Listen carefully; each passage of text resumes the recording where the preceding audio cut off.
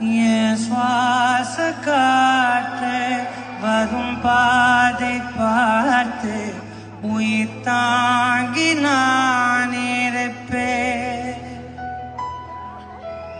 மலர் கொண்ட பெண்மை வாராமல் போனால் மலை மீது தீ குளிப்பேன். என் உயிர் போகும் போ